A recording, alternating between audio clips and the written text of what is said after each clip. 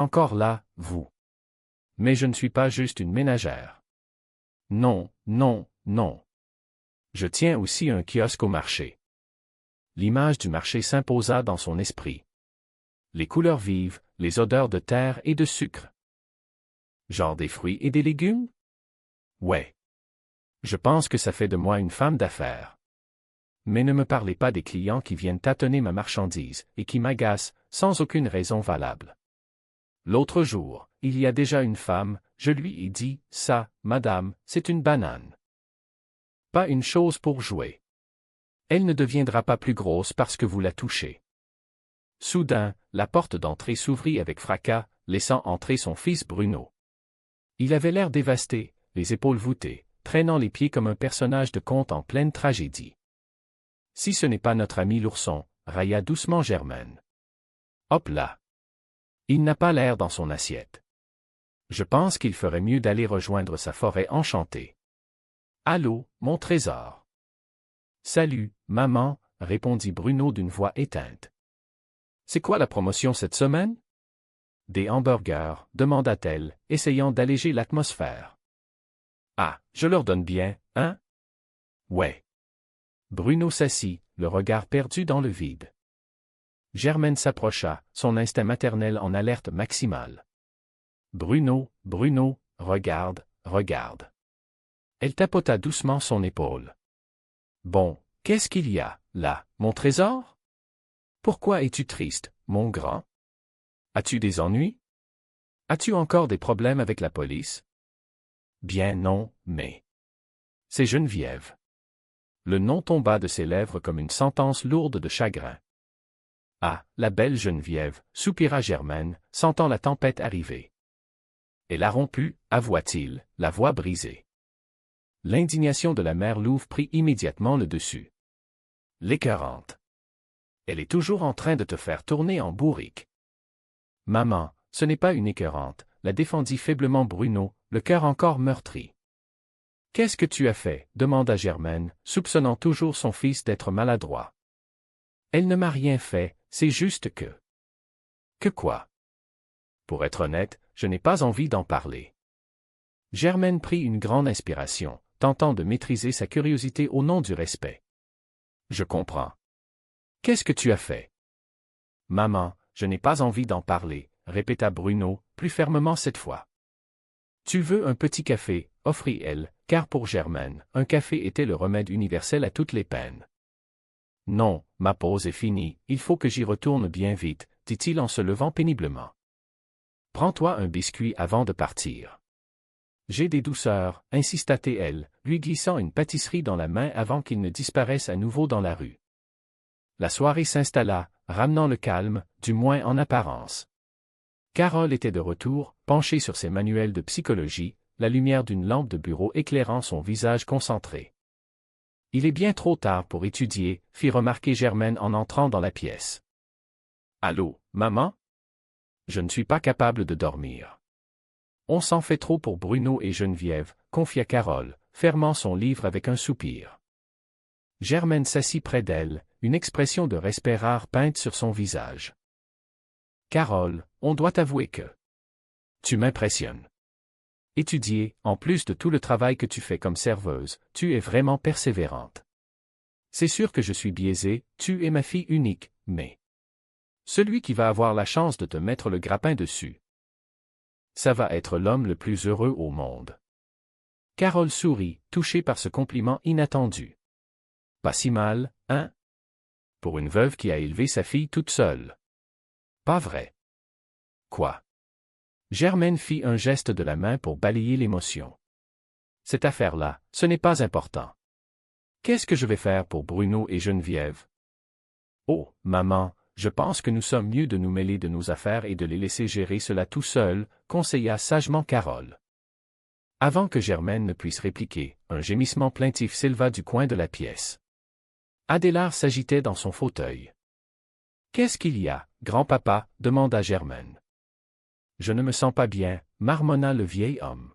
« Tu as 92 ans, c'est normal que tu ne te sentes pas bien, » répliqua Germaine avec son tact légendaire. « Maman, » s'offusqua Carole. « Qu'est-ce que c'est? » peut-être que grand-papa est mal pour de vrai. Germaine croisa les bras, peu convaincue. Ne prenons pas de chance, il faudrait appeler le docteur Lépine. Le docteur Lépine, répéta Carole. Il charge 100 piastres de manière officieuse, sous la table. Il revient cher, le grand-père. Par chance, au moins, il est assuré pour ses funérailles, ironisa Germaine. Maman. D'accord, je vais l'appeler, le docteur Lépine. Tout ça, c'est à cause de sa maudite perruche. Quoi, sa perruche? Oui, il l'a trouvée morte ce matin.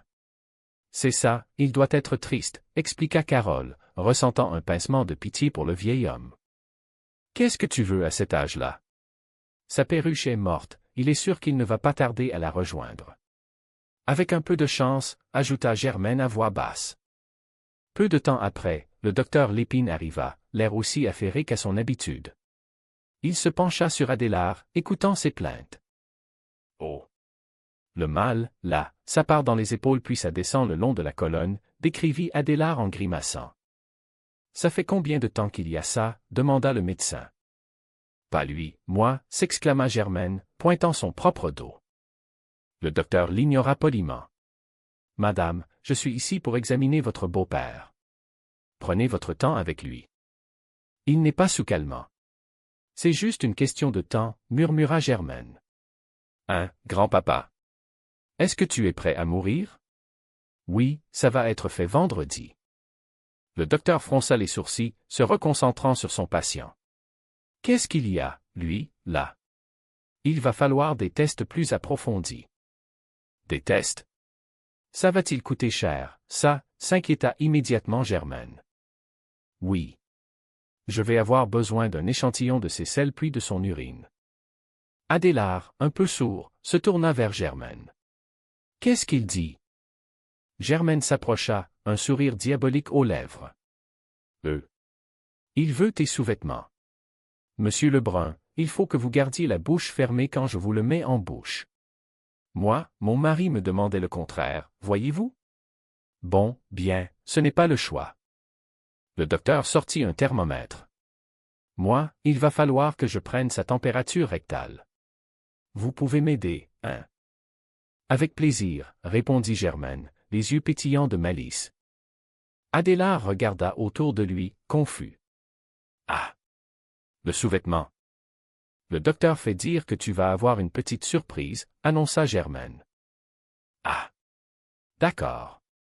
D'accord, attention. Le docteur s'affaira. Non, je ne l'ai pas, là. Ça sera mieux, là. Soudain, Carole et Bruno, qui venaient d'entrer, chantèrent en chœur, ignorant totalement la scène médicale en cours. Bonne fête, grand-papa. Bonne fête, grand-papa. Adélard sursauta, et le docteur s'exclama. Germaine tentait de cacher son fou rire. Ah! Ah! Vous voulez boire un petit café, docteur, proposa-t-elle pour faire diversion. Bien, je n'ai pas cela ou un autre comme celui que vous m'avez offert, répondit le médecin, un peu décontenancé. Bien, la bouteille est dans la cuisine, là. Je vais aller me chercher un café, grand-papa. D'accord, je vais aller me chercher un café. Germaine s'éloigna en riant sous cape. Oh, mon Dieu! Tu devrais voir ça d'ici, grand-papa. Tu as l'air d'une grosse pomme au caramel. Oh! Grand-papa! Qu'est-ce que tu fais à ma chaise? Voyons donc. Arrange-toi un peu, là. Assieds-toi, là. Ah, oui? Assis, à là. Non, non, non, non, non, non, non. C'est bien mieux comme ça, hein? Le docteur Lépine, essayant de reprendre le contrôle de la situation, intervint. Monsieur Lebrun, qu'est-ce que c'est que ça? Ah! Bien là, grand-papa, on va jouer à la chasse au trésor, s'amusa Germaine. Bien là, mon ami Lebrun, oubliez ça, là. Je pense qu'il est disparu, s'alarma soudain le médecin en cherchant son instrument. Disparu? Je n'en achèterai pas un autre. Attendez donc, maintenant, vous l'avez fait disparaître, s'indigna Germaine. Non, non, non. Assieds-toi, là.